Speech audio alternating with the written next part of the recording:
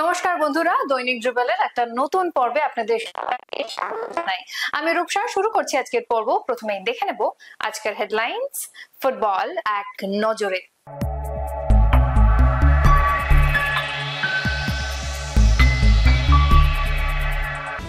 বড় জয় ভারতের মেয়েদের, জয় ফিরল লাল হলুদ, জিতল কালীঘাট এমএস।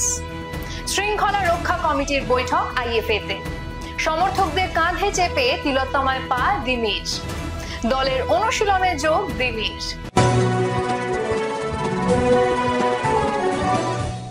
চলে আসি বিস্তারিত খবরে। প্রথম ম্যাচে ড্র, দ্বিতীয় ম্যাচে বড় জয় ভারতের মেয়েদের। মায়ানমারে অনূর্ধ্ব-17 এশিয়ান কাপের যোগ্যতা অর্জন পর্বে আজ ভারত 7-0 গোলে হারালো তুর্কমেনিস্তানকে। বাংলার সুলঞ্জনা রাউল 2টি, শুভাঙ্গী 2টি, থৈবাসনা, শিবানী ও পূজা গোল করেন। গত ম্যাচে পুলিশ এসির বিরুদ্ধে হারের পর আবার জয় ফিরল ইস্ট বেঙ্গল। শুক্রবার নৈহাটি স্টেডিয়ামে তারা 1-0 গোলে হারালো কালীঘাট স্পোর্টস লাভার্স অ্যাসোসিয়েশনকে। প্রথমার্ধে 30 মিনিটে একমাত্র গোলটি করেন গুইতে। সিএফএল 2025 এর হাইলাইটস। ইস্ট বেঙ্গল বনাম কালীঘাট স্পোর্টস লাভার্স অ্যাসোসিয়েশন। অত্যন্ত গুরুত্বপূর্ণ ম্যাচ ছিল এটি এবং শুরুতেই আক্রমণে গিয়েছিল, কিন্তু দেবজিৎ মজুমদার এগিয়ে এসেছিলেন, বিপদ রুখে দিয়েছেন। তারপরে ইস্ট বেঙ্গলের আক্রমণ শট হয়েছে দূরপাল্লা। এখানে সায়ন ব্যানার্জি খুবই সক্রিয়, শেষ পর্যন্ত কোনো রকমে বল বার করে দিয়েছেন, কিন্তু ওখানে নাজমুল মোল্লা এবার সরাসরি গোলরক্ষকের কাছে। এবার সায়ন থেকে এবার সুযোগ ছিল, কিন্তু আসিক শরীরটাকে ছুঁড়ে দিয়েছিলেন। চমৎকার বল বাড়িয়েছিলেন সায়ন, অল্পের জন্য বল বাইরে। এবার আরেকটি সুযোগ এসেছিল শট, কিন্তু তন্ময়ের শট চলে যায় বাইরে। যেমন নিশ্চিত গোলের সুযোগ পেয়েছিল ইস্ট বেঙ্গল, এক্ষেত্রেও কিন্তু গোলরক্ষক রনি বলকে বার করে দিয়েছেন।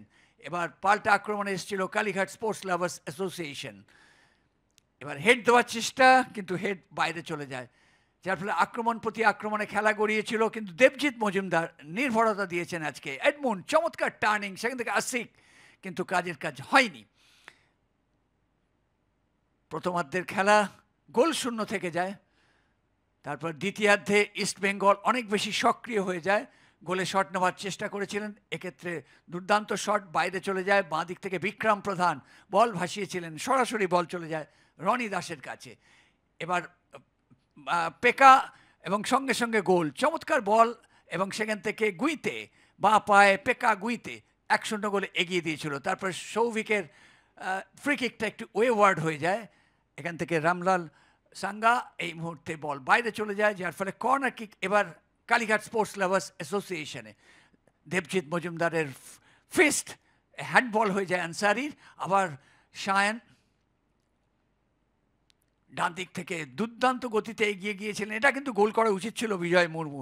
ডান দিক থেকে আজাদ বলটি বাড়িয়েছেন, দেখুন আজাদ বল বাড়ালেন, কিন্তু বিজয় মুর্মু গোল করতে পারলেন না। তাহলে ইস্ট বেঙ্গল অনায়াসেই 2-0 গোলে এগিয়ে যেতে পারত।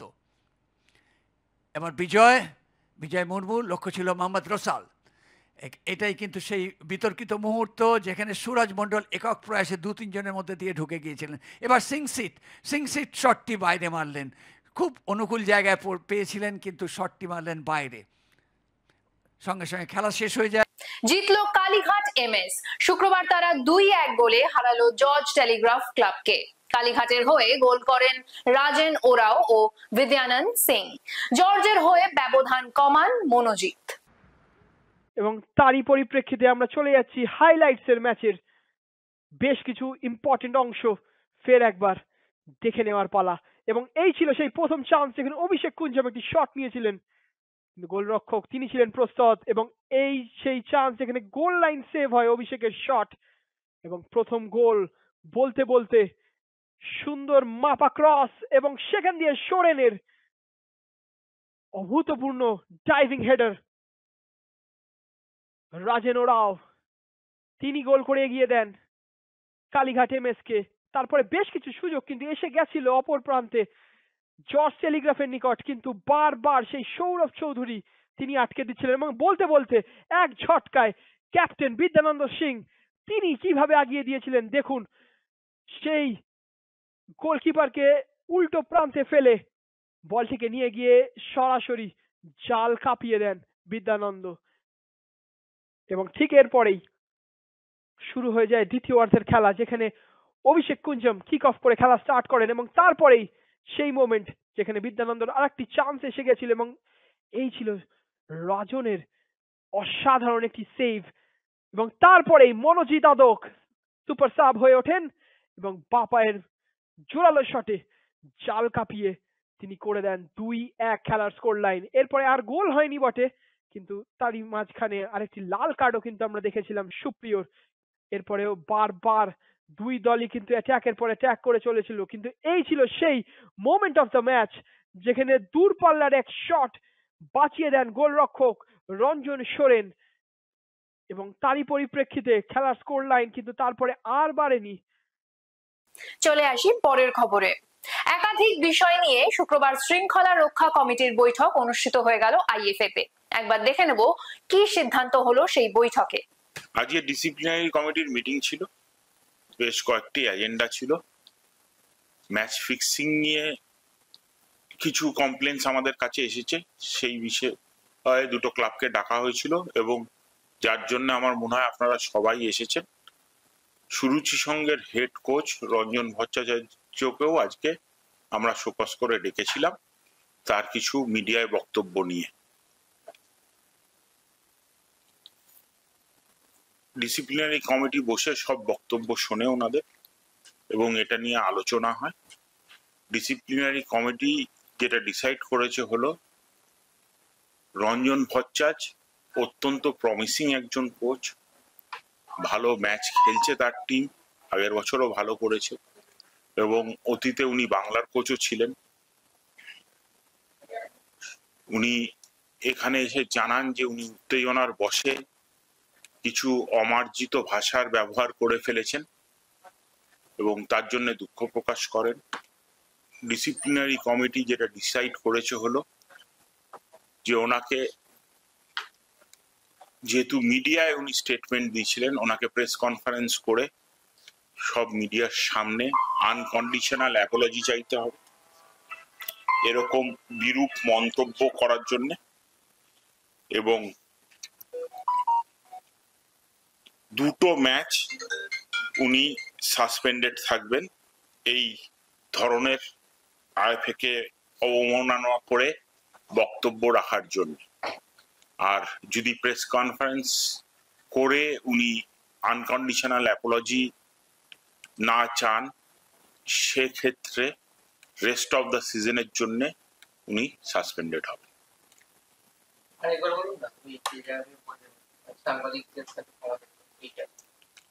যেহেতু উনি মিডিয়ার সামনে এরকম বক্তব্যগুলো রেখেছিলেন, এই অবমাননাকর এবং আইএফএ কে ছোট করা বক্তব্য উনি রেখেছিলেন, তার জন্য unconditional Apology in front of media ওনাকে চাইতে হবে এবং দুটো ম্যাচ উনি সাসপেন্ডেড থাকবেন। যদি উনি এই অ্যাপোলজি না চান বা রিফিউজ করেন চাইতে, সেক্ষেত্রে রেস্ট অফ দ্য সিজন উনি সাসপেন্ডেড থাকবেন।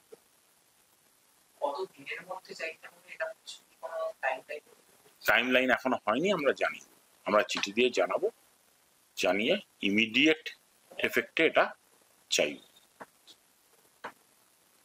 আর ওয়ারির থেকে এসেছিল ইন্দ্রনাথ পাল, উনি ওনার ক্লাবের যে ম্যাচ ফিক্সিং এর কমপ্লেন আমাদের কাছে এসেছে সেটা আমরা জানিয়েছি এবং ওনাদের অন্য অন্য ক্লাবের কর্মীদের যাদের নাম উঠে এসেছে ম্যাচ ফিক্সিং নিয়ে, তাদেরকে নিয়ে আবার নেক্সট মিটিং ডাকা হবে এবং সেখানে সবার বক্তব্য শোনা হবে।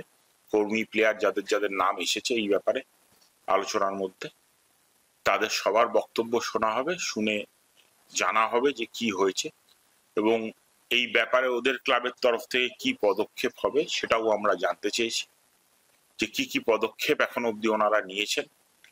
আর যদি দেখা যায় যে ক্লাব গিল্টি, তাহলে ক্লাবের এগেনস্টে অ্যাকশন হবে। যদি দেখা যায় যে কর্মকর্তা বা কোনো কর্মী বা কোনো প্লেয়ার গিল্টি, তাহলে তাদের এগেনস্টে আমরা ডিসিপ্লিনারি অ্যাকশন নেব। এছাড়াও কালীঘাট স্পোর্টস লাভার অ্যাসোসিয়েশনকে ডাকা হয়েছিল। কালীঘাট স্পোর্টস লাভার অ্যাসোসিয়েশন থেকে একটি চিঠি দিয়েছে, দিয়ে জানিয়েছে যে ওনাদের সেক্রেটারির কয়েকদিন আগেই একটা অস্ত্রোপচার হয়েছে এবং ডাক্তার বাড়ি থেকে বেরোতে বারণ করেছেন, কমপ্লিট বেড রেস্টে থাকতে বলেছেন। এবং ওদের আজকে একটা ম্যাচ ছিল, যার জন্য অন্য কর্মকর্তাও কেউ আসতে পারেনি। ওনারা রিকোয়েস্ট করেছে যে মিটিং আরেকবার সুযোগ দেওয়ার জন্য। সেদিন ওনারা উপস্থিত থাকবেন এবং থেকে ওনাদের বক্তব্য ওনারা রাখবেন। সেটা ডিসিপ্লিনারি কমিটি তারপরে শুনে যেটা যথাযথ মনে করবে সেটা হবে। সমর্থকদের কাঁধে চেপে তিলোত্তমায় পা রাখলেন মোহনবাগান জনতার নয়নমণি দিমি। গতকাল মধ্যরাতে বিমানবন্দরে পা রাখার পর মোহনবাগান জনতার ভালোবাসার বন্যায় ভেসে গেলেন তিনি।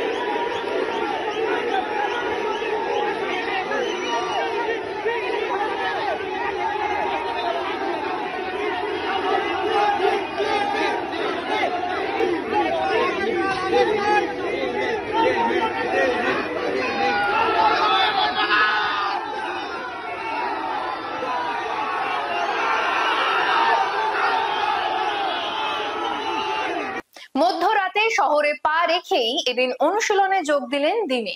সতীর্থ ফুটবলারদের সঙ্গে সেই পুরনো মেজাজে ফিরলেন। দেখে নি কি হলো সেই অনুশীলনে।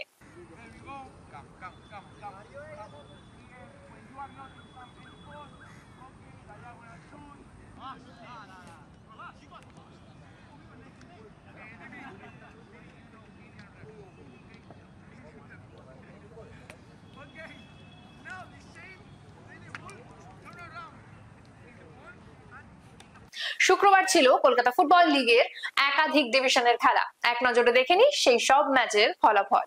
প্রথম ডিভিশনের খেলায় বিধাননগর এমএসএ 1-0 গোলে টলিগঞ্জ অগ্রগামীকে হারায়। শালকিয়া ফ্রেন্ডস অ্যাসোসিয়েশন 3-1 গোলে দ্য সিটি এসি কে হারায়। ইস্টার্ন রেলওয়ে এসসি 4-1 গোলে ঐক্য সম্মিলনীকে হারায়। বরিশা এসসি 2-0 গোলে অল এয়ারলাইন্স রিক্রিয়েশন ক্লাবকে হারায়।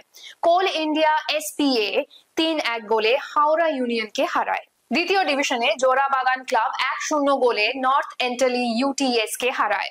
রাজস্থান ক্লাব 3-1 গোলে সোনারপুর ওয়াইএমএসএ কে হারিয়েছে। দুর্গাচক মিলন সংঘ 3-0 গোলে চাঁদনি এসসি কে হারায়। জ্যোতির্ময় এসি ও সিএফসির খেলাটি 1-1 গোলে ড্র হয়। শ্যামবাজার ইউনাইটেড ক্লাব 1-0 গোলে দ্য মুসলিম ইনস্টিটিউট কে হারায়। চতুর্থ ডিভিশনের খেলায় বহরমপুর ইউনাইটেড ক্লাব 4-3 গোলে সিথি রাসবিহারী এবিএম কে হারায়। চৈতালি সংঘ ও যাদবপুর অগ্রগামীর খেলাটি 1-1 গোলে ড্র হয়। তারা ফ্রেন্ডস ক্লাব 4-1 গোলে পাঞ্জাব স্পোর্টস ক্লাবকে হারায়। সেন্ট্রাল ক্যালকাটা এসসি ও অরোরা অ্যাথলেটিক অ্যাসোসিয়েশনের খেলাটি গোল শূন্য ড্র হয়। বেহালা এএসএ 2-0 গোলে ন্যাশনাল এসি কে হারায়। বিওয়াইএস এভারগ্রিন ক্লাব 1-0 গোলে ক্যালকাটা রেঞ্জার্স ক্লাবকে হারায়। এখন সময় একটা ছোট্ট বিরতির। কোথাও যাবেন না, ফিরে আসবো কিছুক্ষণের মধ্যেই।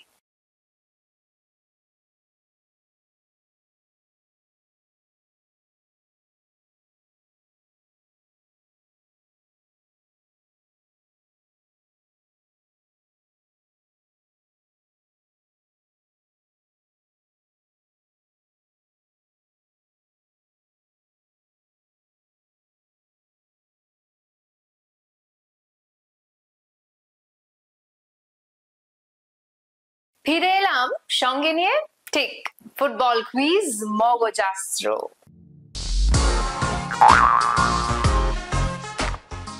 চলুন তাহলে প্রথমে দেখে নিই গতকালের প্রশ্নের সঠিক উত্তরটি। আমাদের গতকালের প্রশ্নের সঠিক উত্তর হলো মোহামেডান স্পোর্টিং ক্লাব 1940 সালে প্রথম ভারতীয় ক্লাব হিসেবে ডুরান্ড কাপ চ্যাম্পিয়ন হয়। চলে আসি আজকের প্রশ্নে। গতকাল রাতে শহরে এসেছেন দিমিত্রি পেট্রাটোস। এই ফুটবলার বিশ্বকাপে অস্ট্রেলিয়ার হয়ে প্রতিনিধিত্ব করেন। আমাদের আজকের প্রশ্ন হলো দিমিত্রি পেট্রাটোস কোন বছরে বিশ্বকাপ খেলেন? যদি উত্তরটা জানা থাকে তাহলে ওই যে কমেন্ট বক্সে লিখে ফেলুন। আজকের ভিডিওটি যদি ভালো লেগে থাকে তাহলে ভিডিওটিকে শেয়ার করুন এবং আমাদের ফেসবুক পেজটিকে ফলো করুন। ফুটবলের এমন আরো খবরাখবর পেতে আমাদের ইউটিউব চ্যানেলটিকে সাবস্ক্রাইব করুন এবং বেল আইকনটি প্রেস করুন। আজ তাহলে এখানেই শেষ করছি, আবার দেখা হবে আগামী পর্বে। শুভরাত্রি।